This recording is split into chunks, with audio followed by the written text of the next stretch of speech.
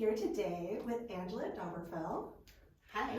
We are going to be talking about Yoga Nidra, which is one of my favorite practices, and a bit about what yoga is and how it's more than what you tend to see in a Western fitness class. So let's talk a little bit about yoga. How did you get started with yoga? I got started, actually, interestingly, I did yoga when I was a kid with my mom. Oh my goodness, before it was cool. Before it was cool. Well, maybe it was cool because it was in the 70s, and so there was some coolness there. The first time it was cool. The first time it was cool. But really not until probably 7 to 8 years ago did I really kind of dive deep into yoga and meditation at the same time. So I was going through some rough stuff in my life, and it was really just, it took me a while actually. It's kind of interesting because I really did the meditation first for dealing with some of those issues, and the yoga was really more, it really was more for fitness and things like that. It wasn't until later that I kind of realized the two kind of merged. Yes. And I really kind of, blended. It's a beautiful blend to be able to put both of those together. So. And that's, the balance part of it is that you're not doing yoga and then meditation.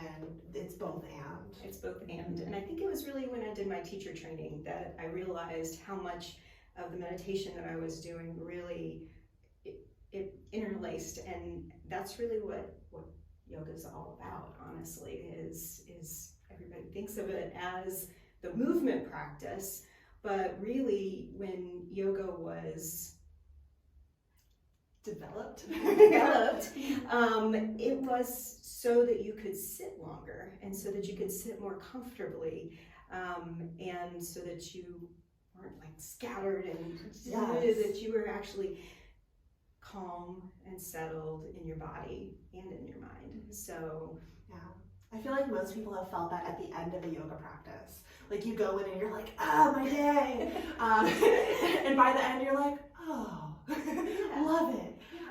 So Yoga Nidra is a little bit different. How did you get drawn into Yoga Nidra?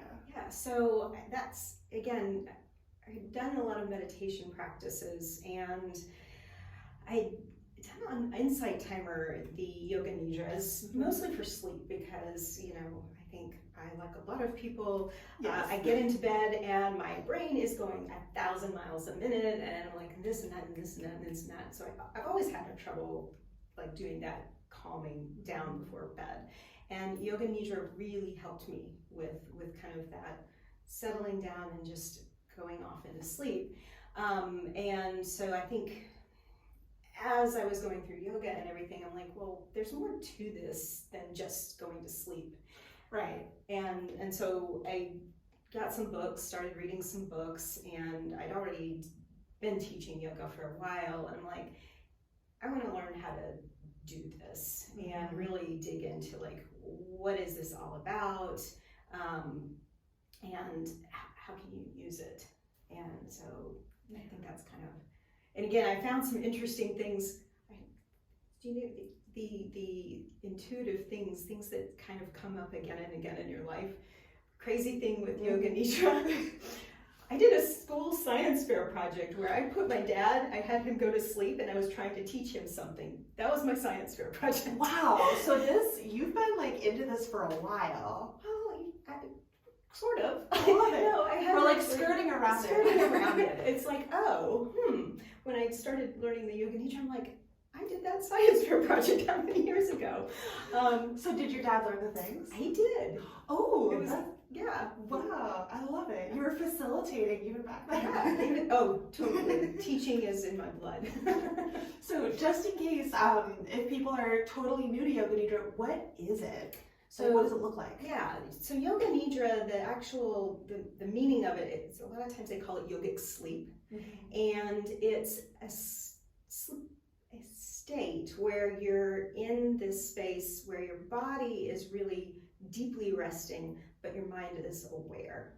And they've actually done some research recently, which I'll put in the show notes, that it's actually kind of like this light sleep, and it's a sleep that actually can help with learning. Oh, perfect. It takes you from your alpha waves and beta waves, which is the stuff we have when we're active and thinking and awake, down into like the dream states, so like the theta waves and sometimes even the delta. That's the one where you're really down deep. Nice. Yeah. I know one of my favorite early Yoga Nidra experiences, I was I'm like listening to all the cues and I'm like, all right, like I'm not even that far down. And then the instructor brought us back and I was like, where was I? Like I felt like I was there the whole time, and then I was like, ooh, I have gone somewhere else. And I didn't consciously hear most of her script. Right. But yeah, I felt amazing after. And you know, like you, I've used sort of those two styles of Yoga Nidra, some to fall asleep that I only ever hear the first few minutes, and then others where I'll use it more at the beginning of the day or the middle of the day, and then wake up almost like I've napped. Yeah, and I think there's some research too that says it is really restful. It is almost like taking a nap, and actually there's some equivocation of whether it's actually equal to a certain amount of sleep. Some things say that 1 hour of Yoga Nidra is like the same as 4 hours of sleep. I've also seen things where they say not quite. You should still sleep. Yes, let's be clear. Exactly. And especially if you've had like not restful sleep, or you're needing a little extra restfulness, you can get it done in a shorter spot. Exactly. Yeah. So for those women out there or men out there who have new babies and you're not sleeping a lot, this is a good practice if you can. I love it. While the baby's asleep. Yeah.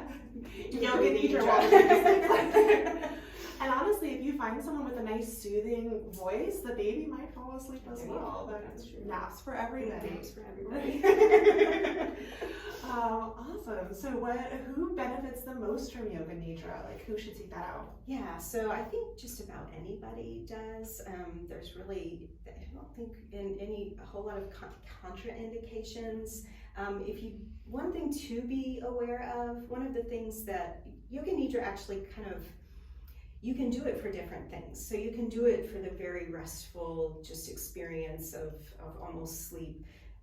There are Yoga Nidras that have been modified for trauma experiences. Wow. So that people are working with, because you're working down in that subconscious layer, that where you're not really, your thinking active mind isn't aware, but the subconscious is. There's a lot of stuff down there. Yeah, there's a lot of stuff down there. So when you get to that point, you kind of subtly, it's a little different than hypnosis. Some people say it's similar, but it's not the facilitator who is implanting it like you would in hypnosis.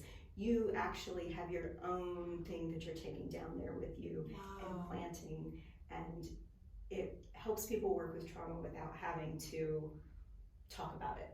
Wow, that's really powerful, and I know that empowerment and agency is so important to supporting trauma work.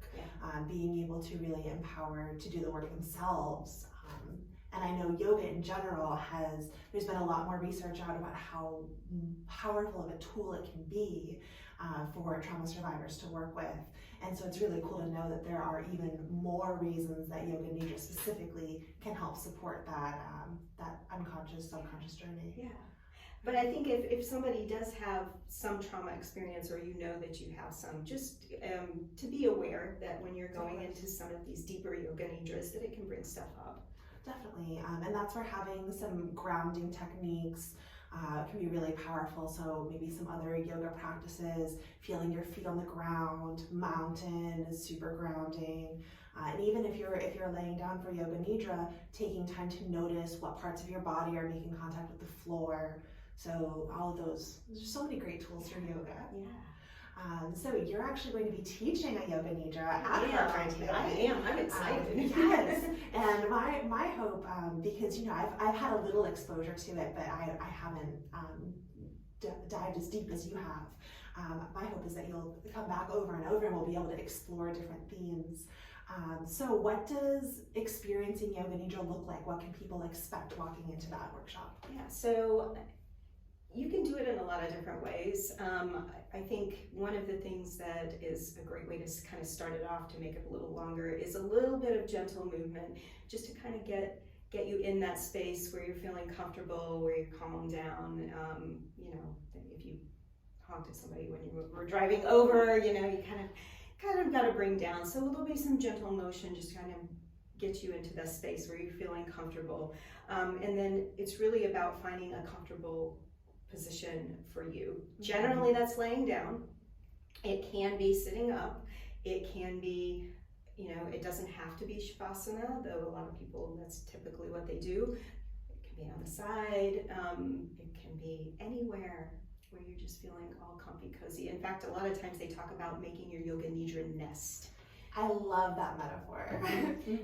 Yeah. So lots of pillows, lots of blankets, just really comfortable and supported, like you said, grounded, supported, where you're feeling. Yeah. And that's where it can be helpful to, you know, practice tuning into your body. Like what does my body need today?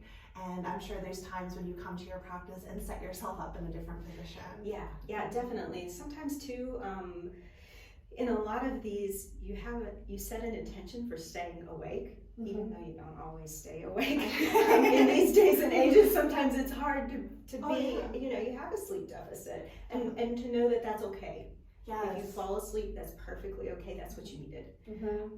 But as you continue to go through like some of these practices, if you keep on continuing to practice it, then noticing if you're falling asleep every time you're laying down, and maybe gently lifting yourself up, and just to keep you in a little more wakeful state. So there's different things you can do in terms of setting up. Definitely. I know one of my favorite propped postures is still lying on the ground, but flipping a folded chair upside down and placing a bolster on top of it. So it's almost like having a little like wedge behind your back, but you can still just settle in, and that's really just the juicy, yummy part of it. Yeah, definitely. Oh, that's exciting.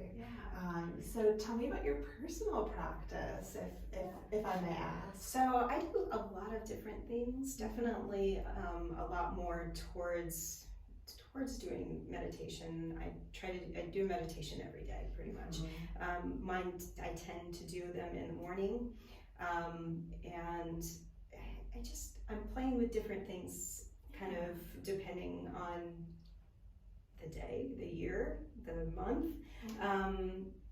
So right now I'm doing a Yoga Nidra for it's called the Luminous Self Yoga Nidra by one of my favorite Yoga Nidra instructors, Tracy Stanley.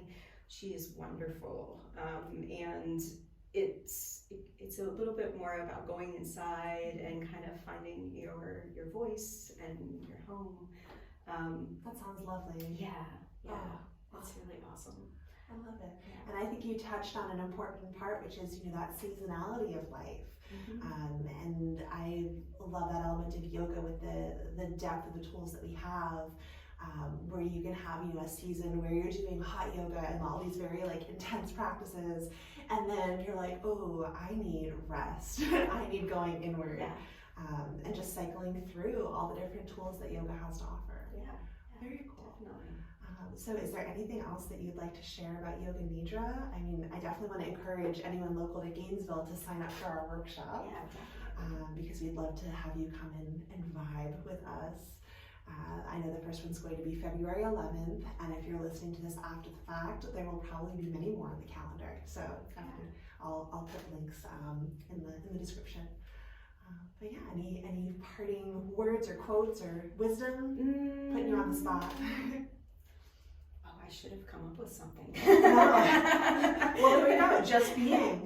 There you go. Yes. Just being. And really, I think one of the things that kind of is a driving force for me is try it out. It's okay. You know, whatever you find is probably the most important thing. And if it works for you, terrific. If it doesn't work for you, try something else. Maybe you learn something. You learn something.